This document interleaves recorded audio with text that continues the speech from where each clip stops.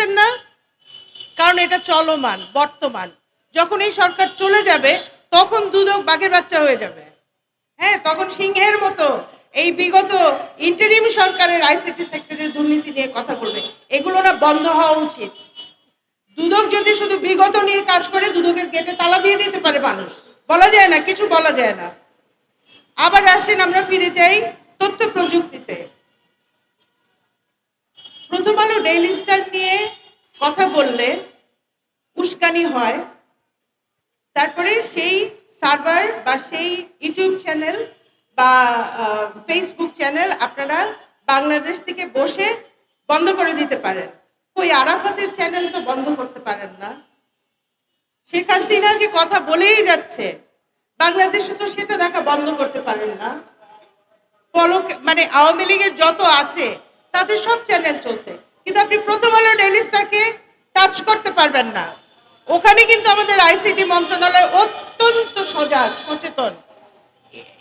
সাংবাদিক ইলিয়াসের চ্যানেল বন্ধ করে দিয়েছিল। এর কি কোনো ব্যাখ্যা দিতে হয়?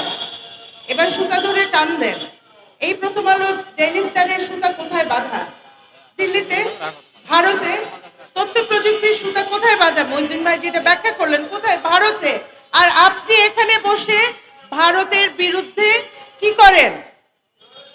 আই ওয়াশ করেন। এই আই ওয়াশ করাটা বন্ধ করতে হবে। নির্বাচনের আগে খুব বেশি সময় নাই, কিন্তু একটা কথা আছে, জুলাই থেকে সব মনে রাখা হচ্ছে ভাই, সব কিছু মনে রাখা হচ্ছে। এই সমস্ত কিছুর কড়াই গন্ডাই হিসাব বাংলাদেশের মানুষ তুলে নিবে। এই যে আপনারা টেলিফোনের কথা যেটা বললেন না, আমি তো মনে করি সত্যি তাই। কয়দিন পরে আপনাকে রাস্তায় থামাবে কোন পুলিশ? এই রাষ্ট্রেরই পুলিশ যারা সংস্কার করে, কিন্তু আপনাকে হয়রানি হেনস্থা করতে চায়। আপনি মোবাইল সেটের কথা বলেন, আপনি আমাদের প্রকৌশলীদের কথা বলেন, আপনি আমাদের দেশের তৈরি অ্যাপের কথা বলেন, আপনি তো নিবেনই না। আপনারা তো নিচ্ছেন না। এগুলো কেন নিচ্ছেন না? আপনারা ওই আওয়ামী প্রযুক্তিবিদদেরকেই পুনর্বাসন করছেন। সেই কোম্পানি, এমনও আমি কালকে শুনলাম 3টা কোম্পানির নাম পরিবর্তন করে দিয়েছে, কিন্তু মানুষগুলো একই আছে। মানে টাকা দেওয়ার যে চ্যানেলটা একই রাখছেন, নামটা পরিবর্তন করে দিচ্ছেন, মালিক একই থাকছে। এই সমস্ত ধোঁকাবাজি তো করা যাবে না। আর এই ডক্টর ইউনূস সম্পর্কে আমি একটা কথা বলি, মানে এটাকে বেয়াদবি হিসেবে নেবেন না। যদি উনি বলেন